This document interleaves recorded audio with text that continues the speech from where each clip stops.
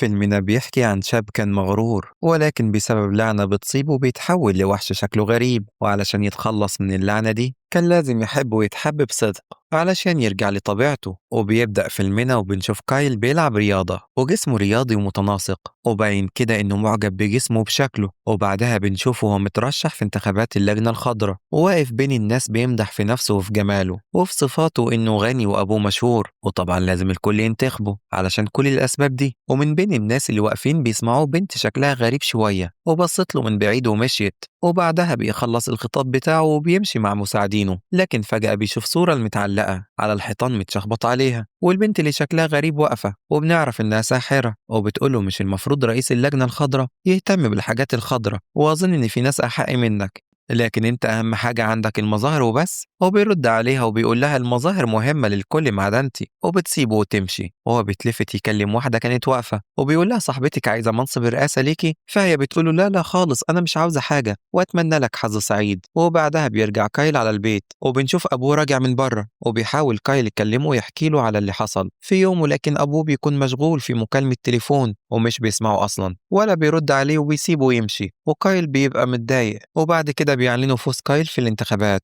وبيشوف الساحرة وبيجري وراها وبيقول لها إنه عازمها على الحفلة بمناسبة فوزه في الانتخابات، وبيقول لها إنها تدخل الحفلة معاه. ولما بتسأله عن صاحبته هتدخل مع مين، قال لها لا خلاص إحنا انفصلنا امبارح. فبترد عليه وتقول له أنا حاسة إن في لعبة لكن مفيش مانع هلعب معاك، لكن لازم تكون حذر من اللعب مع الساحرات. وبعدها بيرجع البيت وبيكون طلب من الشغالة إنها تطلب له زهرة الأوركيدا، لكن بيلاقيها جايبة وردة لونها أبيض مش بتعجبه، وبياخد الوردة وبيروح يقدمها لصاحبته، لكن بتغضب لأن الوردة شكلها مش عاجبها. وبعدها بيشوف البنت اللي شافها مرة قبل كده وبيعرف إنها بتشتغل في المكان علشان تقدر تصرف على نفسها، وبتطلب منه إنها تتصور معاه صورة. ولما بيجي المصور بيقول له استنى، وبيشبك لها الوردة على الفستان، والبنت بيبان عليها إنها معجبة بيها ومبسوطة. وبيقف مع صاحبه وبيسأله أنت إزاي تتصور مع بنت زي دي؟ رد عليه وقال له ده من باب الشفقة، أنا مرضتش أكسفها. وبيتلفت وبتكون الساحرة وصلت، وأول لما بيشوفها بيقول لها هو أنت صدقتي إني أنا هرافقك في الحفلة؟ ده أنت شوهتي صوري وكنت عاوزة تخسريني الانتخابات، ووجودك في الحفلة دي لازم يكون بتذكرة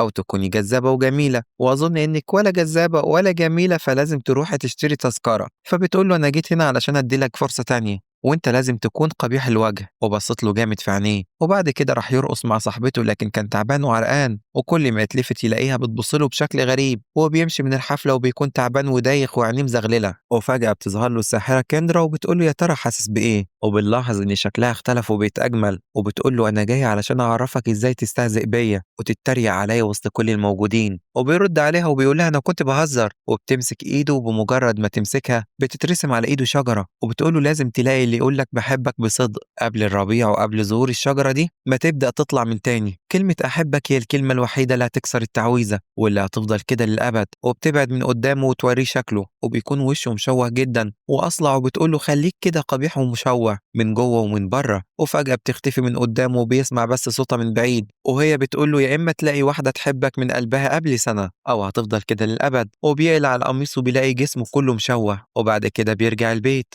وبيحكي له كايل على اللي حصل، لكن أبوه مش بيستسلم وبياخده يعرضه على أكبر الدكاترة، لكن كلهم بيقولوا إن مفيش أي أمل من شفاه. وبيتضايق كايل وبيخرج يجري وأبوه بيروح وراه وبيقول له أنا محضر لك مفاجأة، وبتكون المفاجأة هي مكان بعيد عن الناس يروح يقعد فيه علشان محدش يشوفه. وبيقول له إن الشغالة زولا هتكون معاه وبيمشي ويسيبه، وبيستسلم كايل للأمر الواقع وبيعيش في المكان وهو حزين. وفي يوم بيخبط على الباب ومدرس جامعي اسمه ويل، وبيكون أبو كايل هو اللي بعته علشان يساعد ابنه في دروسه. في البداية بيرفض كايل يفتح الباب، لكن لما بيعرف إنه كفيف بيفتح له. وبعدها بتيجي زولا تستأذن من كايل علشان خارجة، والأول مرة كايل بيسألها عن ولادها وبيقول لها انت ازاي تقدري تسيبيهم كده طول المدة دي، وبيكون متأثر علشان ابوه مش بيجي يشوفه. وبتفهم زولا فبتقول له انه دايما الاباء بيضطروا يعملوا حاجات تبان انها قاسية، لكن في الحقيقة هي بتكون علشان خاطر ولادهم. وبتطمنه وبتقول له ان ابوه لازم يجي يشوفه، لكن هو بيقول لها مش باين. وبتمشي زولا وبيتصل بابوه وبيسجل له رسالة يقول له أنا عارف إن جدولك مشغول وإنك مش فاضي، لكن أنا عاوز أقول لك حاجة، إننا لازم نبطل نهتم بالمظاهر. وبعدها بيركب الموتوسيكل وبيخرج وبيمشي بسرعة جدا لحد لما بيوصل لحفلة وبتكون كندرة فيها، وبينادي عليها وبيقول لها أتوسل إليكي،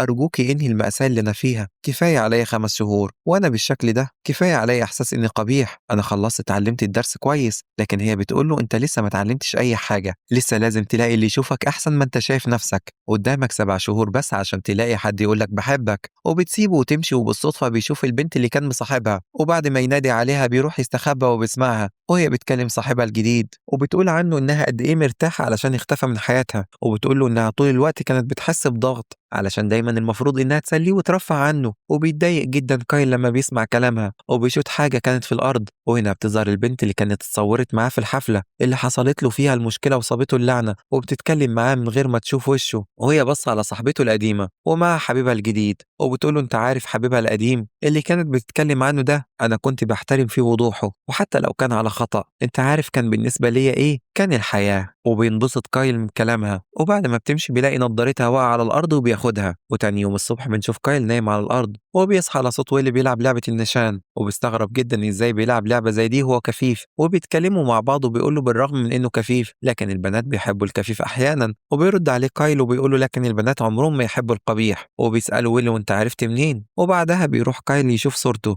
هو البنت اللي حط لها الورد على الفستان، وبالليل بيخرج وبيروح يشوف البنت من بعيد، وبعدها بينام على الأرض وبيلبس النضارة بتاعته. وتاني يوم الصبح بيشوف ويل وهو بيختار هدومه اللي هيلبسها بعناية، ولما بيحس بوجود كايل بيقول له مش عشان أنا كفيف ما اهتمش بمظهري، وبيرد كايل وبيقول له المظهر مش مهم، لكن بيعارض ويل وبيقول له إن المظهر مهم علشان إحساسي بنفسي مش عشان الناس. وبالليل بيروح كايل مرة تانية وبيبص على البنت من بعيد وبيمشي وراها، وفي البيت بنشوفه هو ويل قاعدين بياكلوا، وبيقول له نتكلم مع دكتور علشان يفحصه وإنه ممكن يرجع يشوف تاني، لكن ويل بيقول له انا محتاج معجزه مش دكتور. وبتساله زولا كنت فين بالليل وجيت متاخر، وبيقول لها انه راح يشوف البنت، وبتفرح زولا وكمان ويل، لكن بيقول لهم انه حتى ما راحش يسلم عليها ويعتبر كانه ما راحش.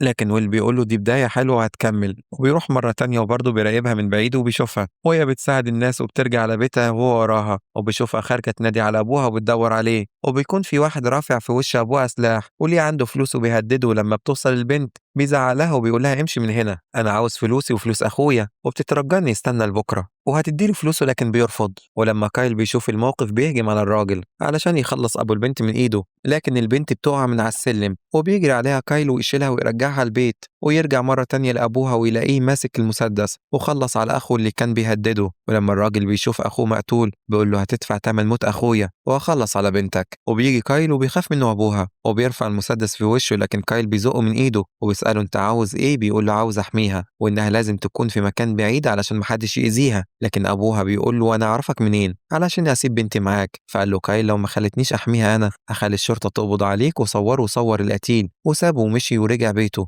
وفي البيت بنشوف كايل بيحفظ زولا اسمه الجديد وبيقول لها هانتر اوعي تغلطي، وبتيجي البنت مع ابوها وبيفهمها انه ابن صاحبه القديم وهتقعد عنده علشان خايف عليها، وبتكون غضبانه جدا. ولما ابوها بيقول لها اطمن عليك ازاي، قالت له انت امشي وبس ولا تكلمني ولا تسال عليا. وبعد ما بيمشي بتقفل على نفسها الاوضه ومش بتتكلم مع حد، وبيلبس كايل ماسك على وشه وبيروح علشان يديها الاكل، وبتقول له سيبه على الباب وامشي، وبيطلب منها انها تخرج علشان عاوز يتكلم معاها لكن بترفض. وبعدين بيفكر كايل انه يجيب لها هديه علشان يخليها تحس بالامان والالفه، فجاب لها شنطه شكلها حلو وغاليه وما عجبتهاش، وجاب لها هديه دهب برضه ما قبلتهاش وسابتها مكانها. فراح لزولا وطلب منها تروح اغلى محل احذيه وتجيب لها احسن حاجه، فبترد عليه وتقول له اعتقد انها مش بتحب نوعيه الهدايا دي، هي ممكن تكون بتحب حاجات بسيطه هي اللي تعجبها وتفرحها، اقعد فكر كده وشوف انت تعرف عنها ايه، هتقدر تعرف هي بتحب ايه. وفعلا بيروح بيجيب هديه تانية وبيسمعها وهي بتتكلم في التليفون مع صاحبتها وبتقول لها انه بيحاول يشتريها بالهدايا الغاليه وهي بتكره كده جدا، وبتقول لها كمان ان حياتها العاديه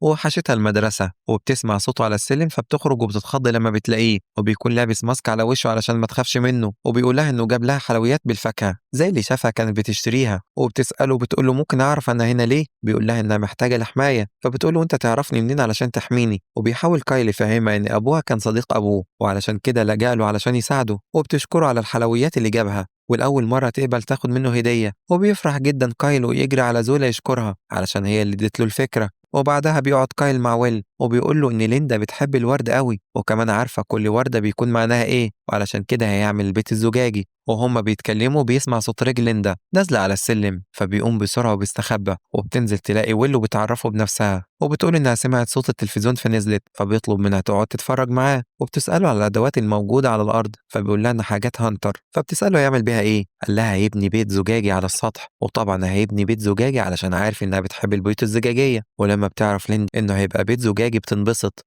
وتاني يوم بنشوفه وهو بينفذ البيت الزجاجي، وبتكون هي سامعة صوته من تحت، ولما بتحاول تبص عليه بيستخبى منها. وفي ليلة بيكون كايل قاعد بيتفرج على التلفزيون والنور مطفي ومغطي راسه، وبتيجي ليندا وتنور النور وبتقوله أخيرا هنتقابل ونتكلم مع بعض. هو بيفضل قاعد بظهره ومش عاوزاه تشوفه، وبيرفض إنهم يتكلموا دلوقتي. لكن ليندا بتفضل واقفة وبتسأله أنت عايش طول عمرك في البيت ده؟ قال لها لا، لكن حصلت لي الظروف بعدها جيت هنا. أنا كنت عايش مع أبويا لكن هو ما كانش الأب الصالح. ولما بتسأله عن أمه بيسكت، فبتقوله هي كمان أمها ماتت. وبعدين بيقعدوا يتفرجوا شوية على مسلسل كوري وبيهزروا مع بعض، وبيسألها هي وحشتها مدرستها، فبترد ليندا عليه وبتقول وحشتني جدا. فبيقول لها إنه بياخد دروس في البيت لو تحب تدرس معاه، فبتقول له طبعا من بكرة نبدأ. ولما بتيجي تمشي بينادي عليها وبيتلفت لها ويوريها شكله وبيقول لها شكلي بشع مش كده، وبترد عليه ليندا بثبات ومش بيبان عليها انها خايفة منه، وبتقول له شفت أسوأ من كده بكتير. وبيفرح جدا ان ردها عليه وبيقعد يكتب لها في جوابات، وتقريبا هيخليها تقراها بعدين لما تعرف شخصيته الحقيقية.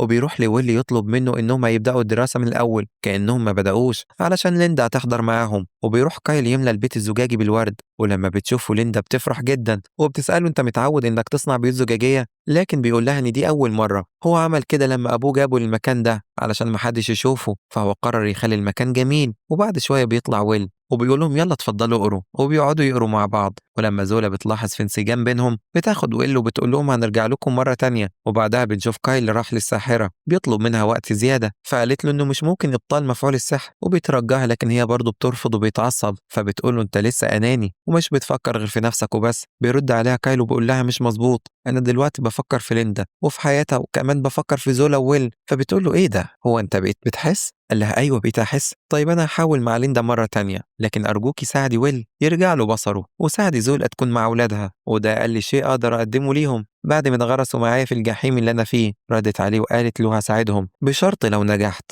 وبتقول له اتمنى لك حظ سعيد وبتسيبه وتمشي. وبالليل في البيت بنشوف كايل جايب اسطوانات موسيقى ليندا وراح علشان يديها لها. لا بتسمع موسيقى ولما بتقوم بتطفيها بتكون حاطه صورتها معاه على اللاب، وبيستغرب لما يشوف الصوره. بتقول له ده واحد كان معايا في المدرسه لكن مغرور شويه. وبيسالها كنت بتحبيه؟ بتقول له مش بالظبط، احنا كنا مع بعض في حفله وتصورنا سوا، تعرف انك بتفكرني بيه. بيقول لها ازاي، هو انا مغرور زيه؟ بتقول له لا مش قصدي الغرور، وعلى كل حال هو اختفى شكله ربما يكون مدمن وبيتعالج. وبتكمل كلامها وبتقول له بس الغريب ان في الليله اللي اتصورتي معاه الصوره دي حسيت انه معجب بيا. بيقول لها اكيد لازم يكون اعجب بيكي. فبتقول له يعجب بيا على ايه، ده هو كان ملفت للغايه وانا عاديه جدا. وهنا بيقول لها كايل علشان السبب ده انا معجب بيكي. وبتتلخبط ليندا وبتغير الموضوع، بترجع تتكلم عن صورتها معاه مره تانية. بتقول له في حاجه غريبه كنت بحسها ناحيته. هو بيسالها ايه هي، فبتقول له كنت بحس انه جواه طيبه. وبيستغرب كايل وبيسالها انت لسه معجبه بيه، لكن بترد عليه وبتقول له مش عارفه، دايما كنت بحس حاجه تشدني ناحيته. وبيقرب منها كايل وبيطلب منها تروح مشوار معاه، وبينزلوا سوا وهما ماشيين. بتقول له عاده لما كنت بخرج من البيت في وقت زي ده بكون خارجه ادور على ابويا، وكنت ببقى خايفه جدا وبحاول افكر في اي حاجه علشان ابعد عني احساس الخوف. قال لها طبعا انت معاكي راجل مخيف فاحساس الخوف مش موجود دلوقتي. بترد عليه بسخريه وبتقول له هو كده بالظبط. وبعدين بتساله ايه اللي بيحصل لما الناس بتشوفه، فبيقول لها انه بيتجنب انه يشوف اي حد ودايما بيكون مخبي نفسه. فبترد عليه وتقول له انها هي كمان ما بتحبش الاختلاط بالناس. وبيوصلوا لحديقه الحيوانات وبيقول لها سمع. بتساله سمع ايه، بيقول لها صوت الحيوانات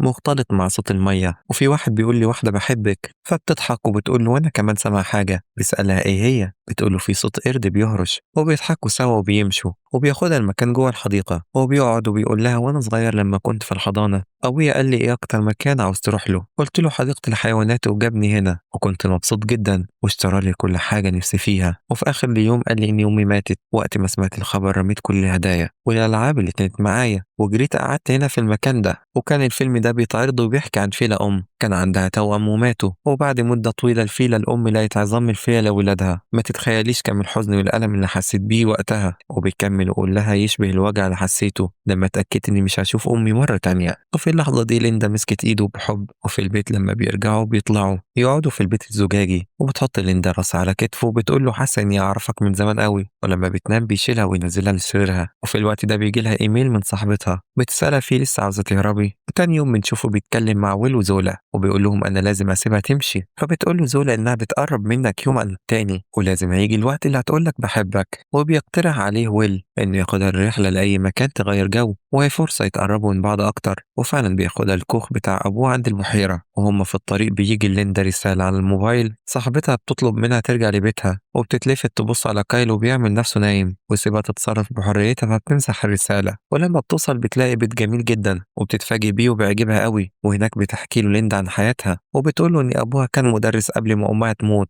ولما أمها ماتت ساب الشغل وتحول لمدمن. ودايما بتدور عليه وعلى طول شايلة الهم عشانه، وإن المرة الوحيدة اللي حست فيها بنفسها وحست براحة لما راحت لرحلة من كام شهر. كانت سعيدة ومبسوطة إنها حرة. وبعدين طلبت منه يروح عند البحيرة وخدها ورحلة هناك وتمشوا مع بعض. وقرب منها قوي ولسه هيبوسها تليفونها رن وبيبلغوها إن أبوها في المستشفى. وهو بياخدها ويروحوا لمحطة القطر علشان توصل لأبوها بسرعة. ولما بيوصلوا بتودعوا وتنادي عليه وبيفتكر إنها تقوله بحبك، لكنها قالت له أنت صديق مخلص وطيب، وأول ما اطمن على أبويا هرجع لك مرة تانية. وبيكون اداها الرسائل اللي كتبها لها. ومجرد القطر ما بيتحرك بتفتح الرسائل، ولما بيشوفها بيفضل يقول لها ما تفتحهاش، ما تقريش اللي فيها. لكن هي مش بتكون سامعة. ولما بتقرا الرسائل بيكون كاتب لها فيها إنه بيحبها. وبعد ما بتوصل وتطمن على أبوها بتفضل تكلمه ومش بيرد عليها، فبتسجل له فويس وبتقول له أنا قريت الرسائل، ولو اللي فيها حقيقي أنت ليه مش بترد عليا. وهو بيسمع الفويسات بتاعتها وبيرد على نفسه وبيقول لها علشان أنا صديق طيب. وبعد كده بيتكلم هو ويل وزولا وبيقولوا أنت مش بترد عليها ليه؟ هي هتعمل إيه؟ أو حتى هتوصل لك إزاي وزمانها رجعت لمدرستها؟ وزولا بتقوله الوقت مش في صالحك، أنت لازم تقابلها. وبعدها بيقتنع وبيروح لها عند المدرسة. ولما أي حد بيشوفه كان بيشمئز من شكله. وأول ما شافته ليندا كانت متضايقة منه جدا وقالت له أنت إيه اللي جابك؟ أنت عارف كانت حالتي عاملة إزاي؟ فبيقول لها أنا آسف كنت غبي وكنت خايف. فبتسأله خايف من إيه؟ قال لها خايف ما تحبنيش، وأنا عارف إن شكلي وحش وحقك ما تحبنيش ولا أي حد يحبني، لكن أنت لما شفتيني قلت لي إنك شفتي الأسوأ، والوقت الوحيد اللي بحس فيه إني مش وحش لما بتكوني جنبي. فبترد عليه وبتقول له لأنك فعلا مش وحش، وبتقرب منه وبتبوسه.